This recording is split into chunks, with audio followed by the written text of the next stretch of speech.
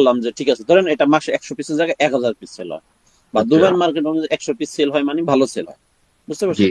জি জি। Dubai market ছোট, তো 100 piece sell হয়, আমরা বুঝলাম যে ঠিক আছে, ভালো ভালো সেল হলো। এরপরে দেখতে হবে যে যেই প্রোডাক্ট আমি সেল করব সেই প্রোডাক্টের ব্যাপারে কি বলে কাস্টমাররা, এবং সেই ব্র্যান্ডের ব্যাপারে কাস্টমারদের মতামত কি, বুঝতে পারছেন? জি কারণ আপনি তো একটা ব্র্যান্ড সেল করবেন, হোলসেলের যে ব্র্যান্ড আছে সেটাই তো সেল করবেন।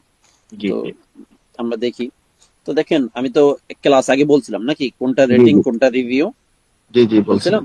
জি জি হ্যাঁ, তো দেখেন এই যে যে মানুষ যে স্টার গুলি দেয়, এই যে 4 স্টার বা 5 স্টার দেয়, এগুলো হচ্ছে রেটিং, বুঝতে জি পারছেন? জি জি তো একটা প্রোডাক্ট যদি ধরেন দুবাই মার্কেট অনুযায়ী কোনো প্রোডাক্টে যদি 4 পয়েন্ট থাকে এভারেজ, জি এই প্রোডাক্টের আমরা এভারেজ দেখতেছি, এভারেজে দেখতেছি কত, 4.5 পয়েন্ট, অর্থাৎ 4.5, বুঝতে পারছেন জি এভারেজ। জি তো একটা প্রোডাক্টে যদি দুবাই মার্কেট অনুযায়ী এভারেজ থাকে 4.1, মনে করবেন যে সেই প্রোডাক্টটা মোটামুটি ভালো, জি জি বুঝতে পারছেন?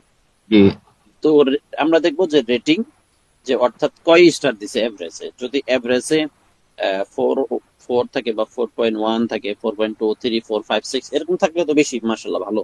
আচ্ছা। যদি এভারেজে 4 থাকে, দুবাইয়ের মার্কেট অনুযায়ী ভালো।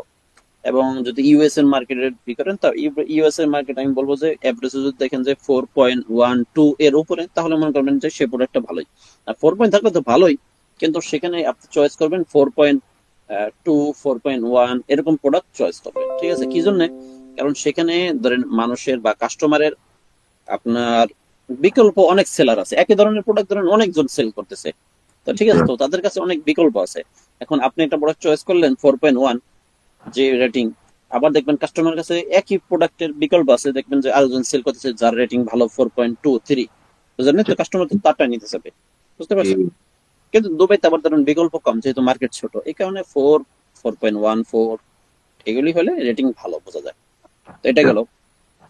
তো দেখেন এই প্রোডাক্ট আমরা রেটিং দেখতেছি মোটামুটি 73% মানুষ শুধু 5 স্টার দিচ্ছে, মানে খুবই ভালো। তাইলে জি ফোর জি স্টার দিচ্ছে 17%, মানে মোটামুটি 90% মানুষ এটাকে ধরেন যে ভালোই বলতেছে, খুবই ভালো।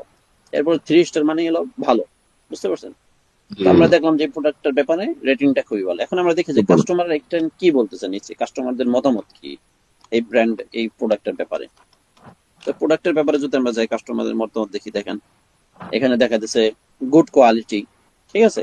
জি। দেখেন গুড গুড প্রোডাক্ট। কোয়ালিটি দেখাচ্ছে, 5 স্টার দিছে। এরপর আরেকজন 5 স্টার ফর দিস চার্জার, মানে খুবই ভালো, খুবই সন্তোষ। আরেকজন 4 স্টার দিছে, ঠিক আছে? কম্প্যাক্ট লেখছে